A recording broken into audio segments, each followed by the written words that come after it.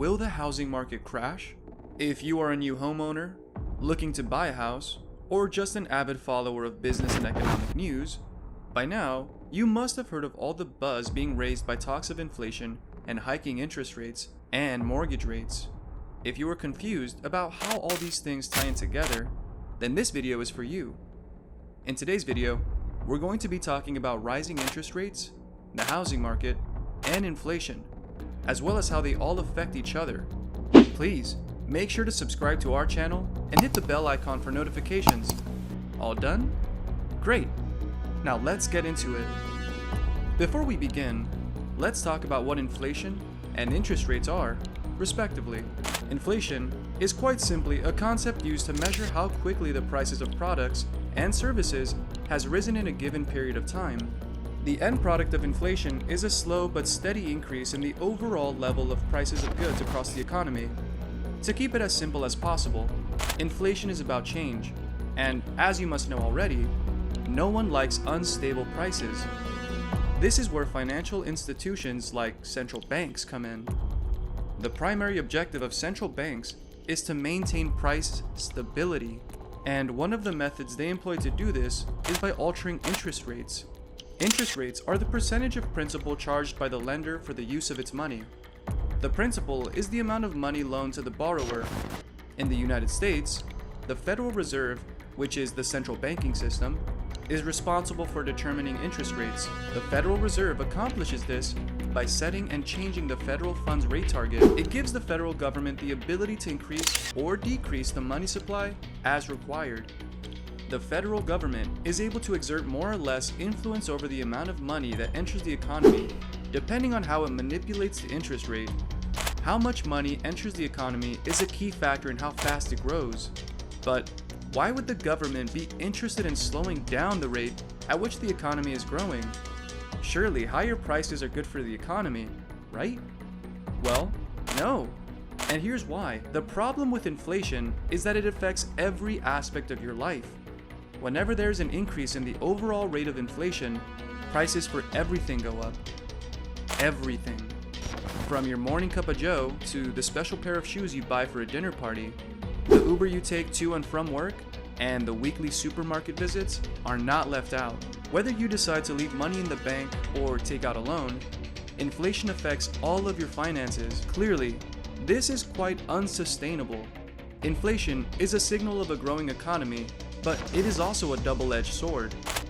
An increase in prices must be met with a commensurate increase in wages to maintain the quality of life of workers. If the growth is too rapid, with the prices of goods outstripping wages, the government would attempt to curb that growth by raising interest rates. This will reduce borrowing and prompt people to save. How do interest rates work? Interest rates are often charged as percentages, and they can be applied in two ways. Interest rates can be charged on either money owed or money saved. When you take out a loan, you are expected to pay back a little more than the principal amount you borrowed. The additional amount on top is the interest. If you have a bank account, the interest rate is the percentage of the saved money that you will earn back from the bank. Interest rates are not figures set in stone. They are often at the whims of external forces like the Federal Reserve. If the bank's base rate decreases, the interest rate will be on the lower side. This will translate to money saved on the monthly repayments. This makes it easier to take out higher loans on big item purchases, like a vehicle or a house. An increase in the base rate results in a higher cost of borrowing. This means that you have to pay more money to take out a loan, and this keeps a lot of people from taking out loans. When the government is looking to control high inflation rates, the interest rates on loans increases. With an increased interest rate, the cost of borrowing rises, and it makes it difficult to borrow money. As fewer people borrow money, the amount of money available in circulation will be reduced. The reduced cash flow will result in people having less and less money to spend on goods and services. This results in people being economical and spending even less. The inverse relationship that exists between inflation rates and interest rates forms one of the central tenets of contemporary monetary policies: housing market and interest rates. By now, you clearly understand how high interest rates are bad news for lenders.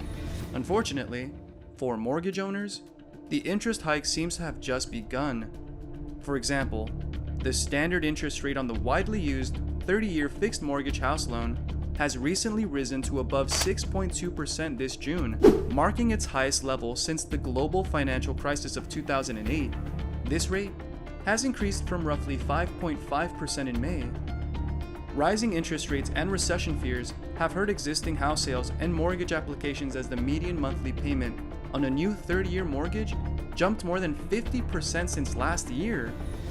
According to James Stack, president of Investec Research and Stack Financial Management, the current housing bubble is the Achilles heel that could put a torpedo into the side of the US economy. This is especially true as metrics such as home builder confidence and traffic of prospective buyers continue to plummet.